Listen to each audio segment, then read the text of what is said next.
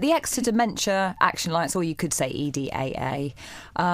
We set up our constitution last Thursday. So we've had our first steering group meeting, which we are aiming towards obtaining basically local business and organisational interest to support the Dementia Action Alliance.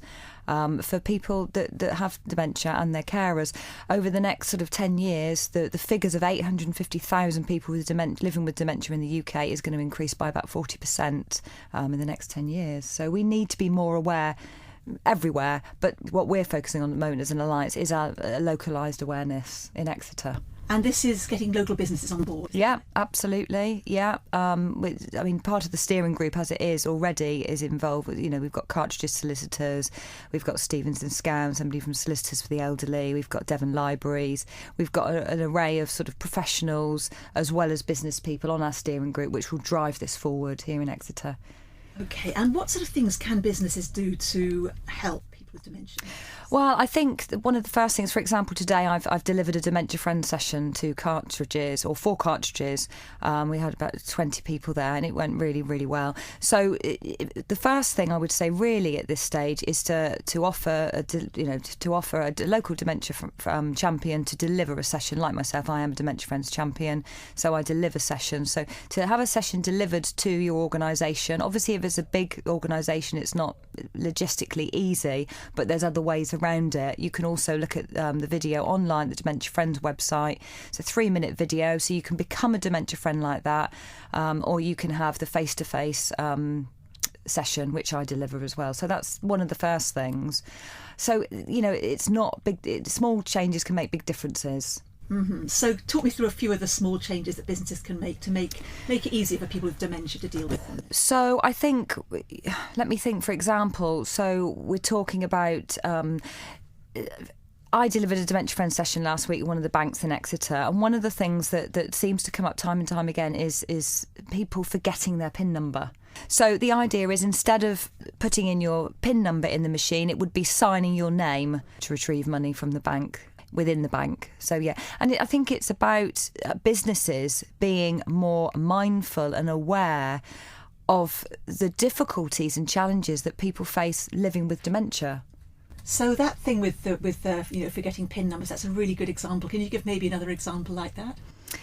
Well, I mean, this is an example I've thought about is a lane in a supermarket, for example, like Sainsbury's and Tesco's, having a slower lane. So somebody on the till there that's going to have a bit more empathy, so that they might have a bit more awareness of dementia, and they're just able to communicate with people with dementia in a way that maybe other people don't have time for. I think that's really, really important. I mean, if you take Aldi, for example, they're brilliant. But the speed in which that you have to go through, I know that's partly the way it is, but for somebody with dementia, it'd be a huge challenge. And things like signage. I know signage can be, there could be more sort of money and resources involved there that might be a bit difficult. But I think, that that's really important. Signage, clear signage. And also another example, actually, with regard to clear signage is colours. If you look on the internet, I don't know offhand, but you look on the internet, there's certain colours that are more appropriate for people with dementia than not. Why is that? I can't easily answer that, but I've got resources to look into, but I can't. I've just been looking at the moment, because we're designing a logo at the moment. We've got to be really particular about font size and things like that, because people with dementia, their perception's affected, and there's recognition, spatial recognition, all sorts of things, and judgment and reasoning. So their logic is going to be different from somebody that doesn't have dementia. That's interesting. OK, so what happens next with the Alliance then? Right, so we've had our first steering group meeting, and between now and April, which is when our second one will be, we will be striving to obtain sort of local business and organisational interest. We've set a target of each obtaining 3 businesses, so we've sort of named that who we're going to do for that, and then we'll sort of look at the next. I think the biggest thing is, from speaking to other alliances, it's really important that it's slow steps. Not sort of trying to get to the end result, because it is a work in progress, it is slow. And also to get carers and people with dementia involved, very much involved from the outset.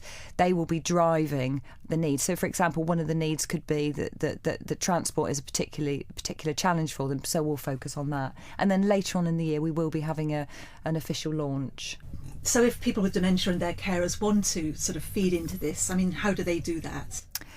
What they can do is, if anyone types in on the internet the Exeter Dementia Action Alliance, there's contact details on there. They can get in touch with me. I'm leading the project, and then we'll find. I mean, we will be looking for volunteers. We will be looking for people that have dementia, early diagnosis of dementia, because we want them to be out in the high street and fit and tell us about what their needs are, what's important for them. You know, a lot of people, they're frightened to go out of the house, because they feel that there's a fear of the stigma, how they're going to be judged, being confused if they're out and about, feeling vulnerable. So it's about community work, it's about community support. You know, in the future there's going to be a lot more people with dementia, so we as a community need to help that and support that.